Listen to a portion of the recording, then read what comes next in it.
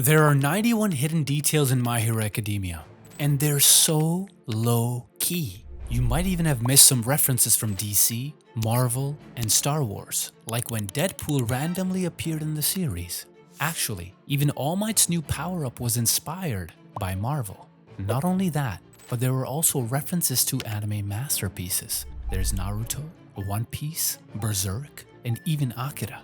And you won't believe how Kohei Horikoshi managed to sneak them in without you noticing.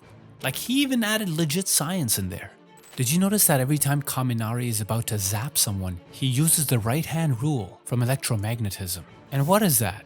The right-hand rule shows which direction the electric current flows. Since Kaminari's quirk involves electricity when he's about to shock someone, he does a specific hand gesture, following the right-hand rule to aim his electricity straight at the target.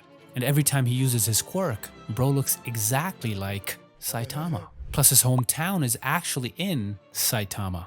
Aside from legit science, check out this fine lady, Kaina Tsutsumi, aka Lady Nagant. She could actually be a reference to a real-life Soviet sniper from World War II. The sniper used a rifle called the Mosin Nagant, which you know has the Nagant in Lady Nagant. So who was this sniper? Her name was Lyudmila Pavlichenko. And you know what they called her? Lady Death. She was part of the Red Army and had 309 confirmed kills. By the way, have you noticed that the closest women in Deku's life all share something in common? If you look closely at Uraraka, Deku's mom, and Nana Shimura, they're all kind of similar. I mean, look at Uraraka, she can nullify gravity or make things float, while Deku's mom can make small objects float towards her, and Nana has a quirk that's literally called float. And you know what? At the start of the story, the first scene where you see Deku at Tatooine Station is actually a reference from the planet Tatooine from Star Wars, where Anakin was born and Luke Skywalker was raised. Damn, what a way to begin a story. While the actual beach where Midoriya trained with All Might, called Takoba Municipal Beach Park, could be a reference to another planet from Star Wars, the planet Dagobah. And this is where Master Yoda trained our boy Luke.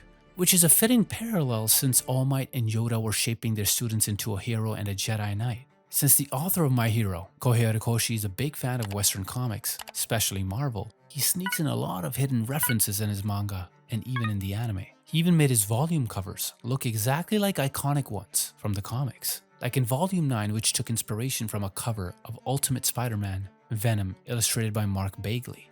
MHA Volume 4 was also inspired by a cover of Uncanny X-Men, Wolverine vs. Sabretooth from 1986. Yeah, that's a pretty old comic. Volume 24, on the other hand, referenced Joker's most famous line, "All it takes is one bad day," twice. The first time is on the volume cover itself, and the second is in chapter 225. Then there's MHA Volume 27, which could be based on that scene where Spider-Man fights Martin Lee. Or this cover in chapter 153, where Mirio is hugging Eri, is just like the cover from Batman, A Death in the Family. And if you don't know, that's the comic where Jason Todd, the second Robin, died. And in the anime in Season 4, Episode 24, Deadpool even made a brief cameo during the New Hero rankings. Which kind of makes sense because Deadpool can hop on, multiverses, and bro loves breaking the fourth wall just like Aoyama. You'll notice that every time he looks at the camera, and Aoyama always looks at the camera. Yeah, he's always watching. Speaking of breaking the fourth wall, in Season 2, Episode 21, Kirishima and Sato literally break a wall and copy the ora ora ora punches from JoJo's Bizarre Adventure.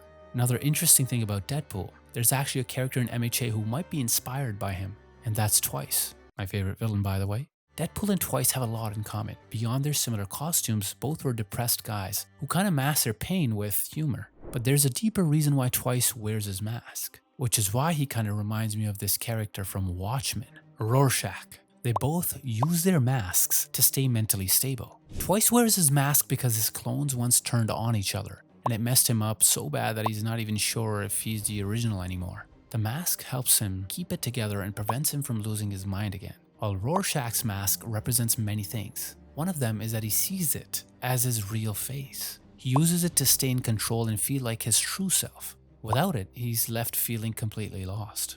During the Paranormal Liberation War arc, there was a detail that was right under your nose all the time and you probably missed it. Because All Might's statue is a reference to Superman's statue in Batman vs. Superman.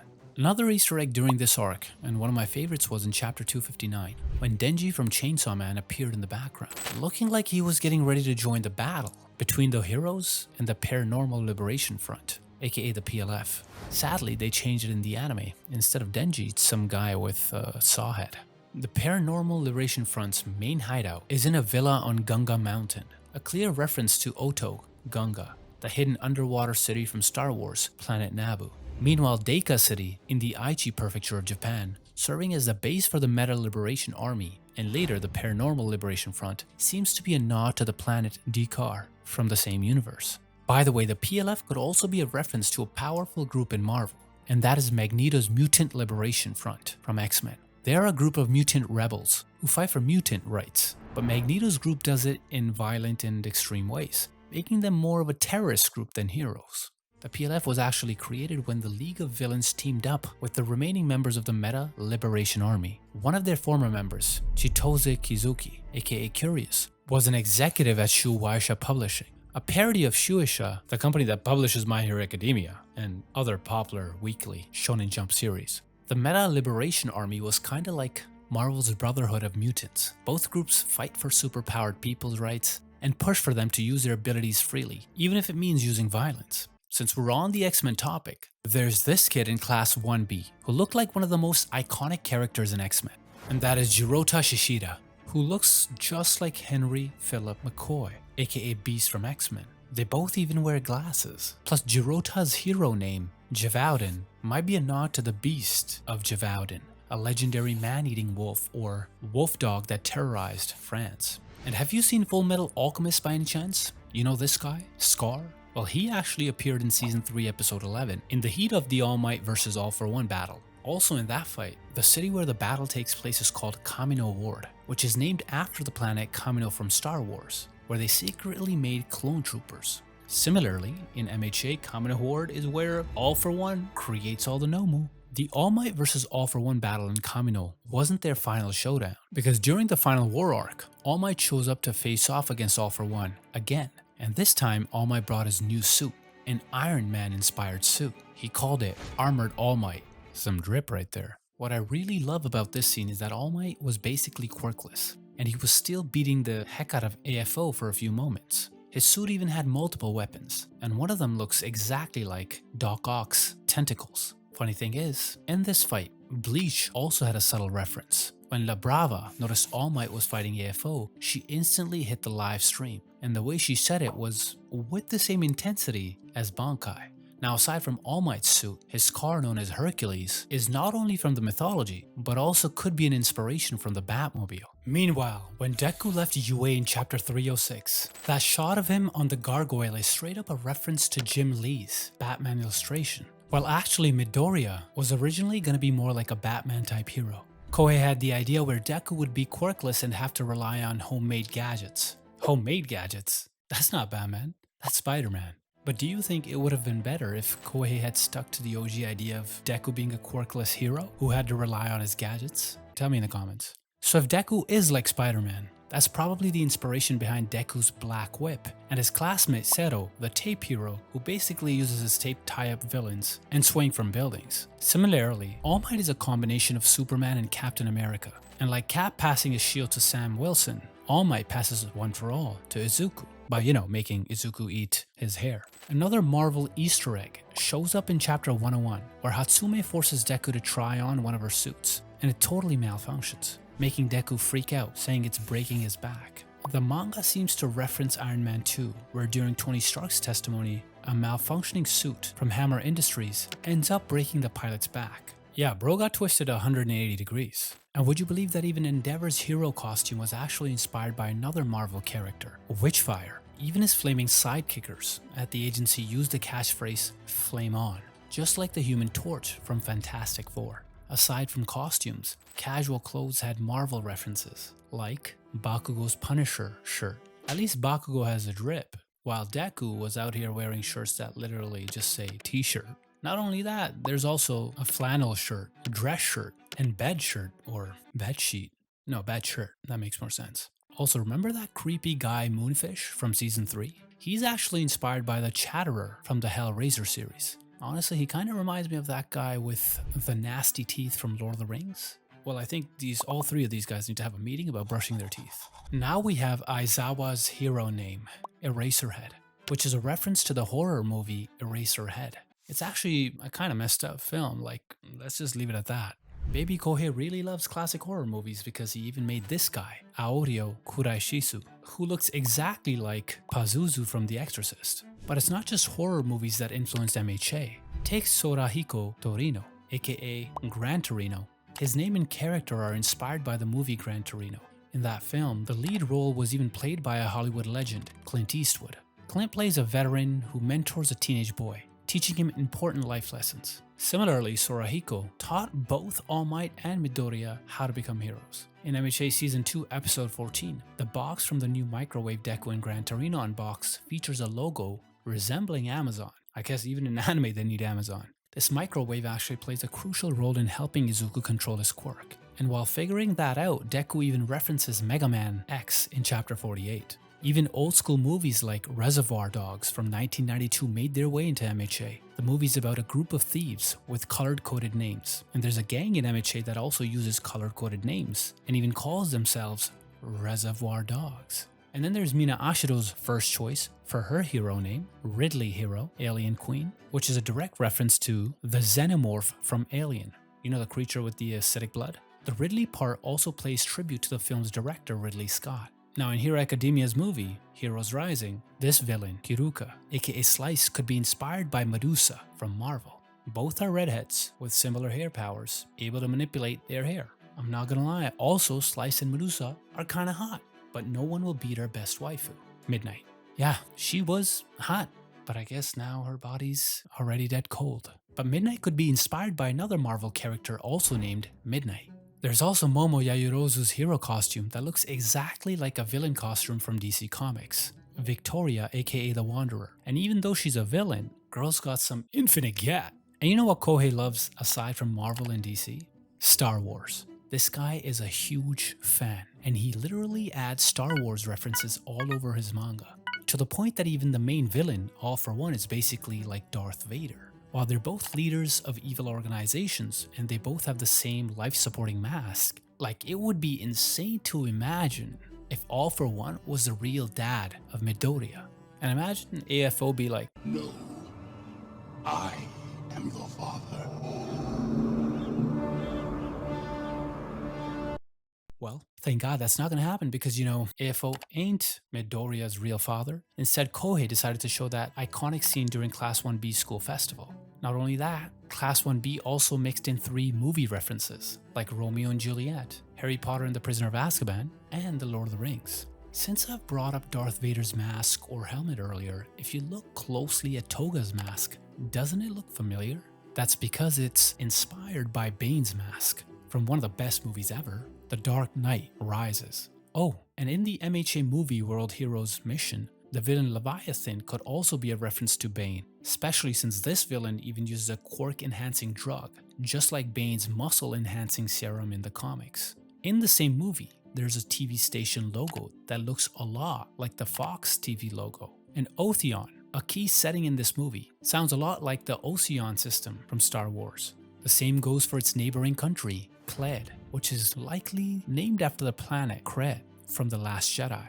In a different MHA movie, Heroes Rising, the setting Naboo Island is named after the planet Naboo from Star Wars again. Damn, Kohei won't take a break from Star Wars references. Like, how much does this guy love George Lucas? Even Lemillion's special move, Phantom Menace, is a reference to Star Wars Episode 1, The Phantom Menace, though the anime changed it to Phantom Threat. By the way, Lemillion's design could be inspired by Tintin. You know, they have the same eyes. In Chapter 218, there's another Batman reference where Destro strikes a pose just like the Joker does in the comic titled The Killing Joke. And what if I told you that way back in Chapter 1, you might have missed an Easter egg? You see, in that chapter, there are shadowy figures that look like Spider-Man, Superman, Ultraman, and Kamen Rider. If you look closer, you'll also spot silhouettes of Moon Knight, Wolverine, and Devilman, though unfortunately these didn't make it into the anime. In Chapter 3, Present Mike explains the exam rules with silhouettes resembling characters from the Super Mario series.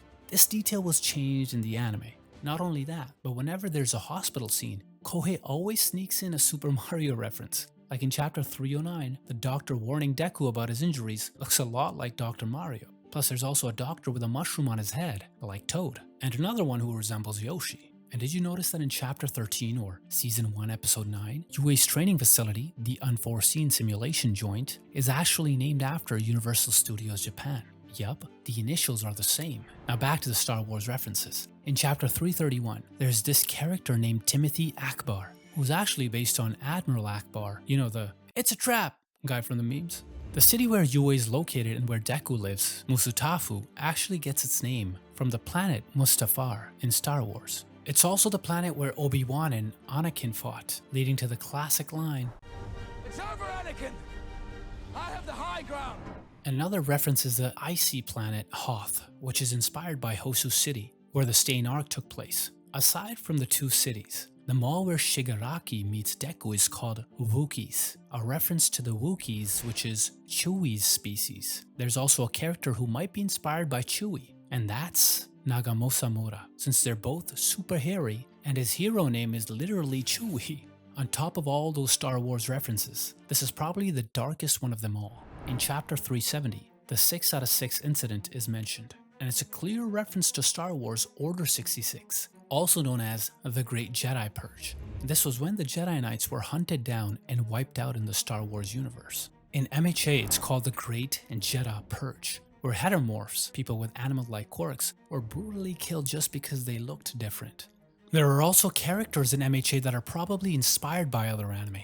Like in episode 87, you'll see this Endeavor fanboy who looks exactly like Natsu from Fairy Tail. And he was also voiced by the same English voice actor. I mean, I thought he was a reference for Yuji Itadori.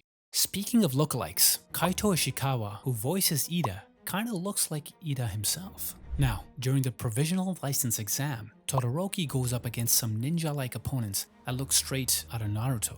And is it just me or does Shoto's scar kinda look like Zuko from Avatar? I mean, Zuko's a firebender and Todoroki has, both hot and cold powers. Well, Shoto might actually be inspired by Marvel's Thermite. This guy also shoots heat from his left side and cold from his right, and he needs a special device to keep his body temperature in check. And did you know that this guy, Getten, the member of the Metal Liberation Army, is actually related to Shoto? Since Getten's surname is Himura, and Shoto's mom is Rei Todoroki, her maiden name was Rei Himura, making Getten a distant relative. So when he and Dabi fought, it was basically a fight between family.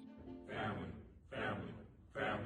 Also, Getten's villain name, Iceman, is a reference to Marvel's Iceman, and his outfit is similar to Mega Man's Iceman and DC's Captain Cold. But why do people with the same powers look exactly the same? Is that a fashion trend? Anyways, in the movie Two Heroes, David and Melissa Shield seem to reference S.H.I.E.L.D. from Marvel. Or their last name S.H.I.E.L.D. could connect to their role in creating support gear for heroes, helping them protect people just like a shield. In the same movie, there's a character called Pro Hero Godzilla, which is a shout out to the King of the Monsters. And Godzilla's GF, Mothra, gets a reference in chapter 222, where the great Kaiju Deku portrays her.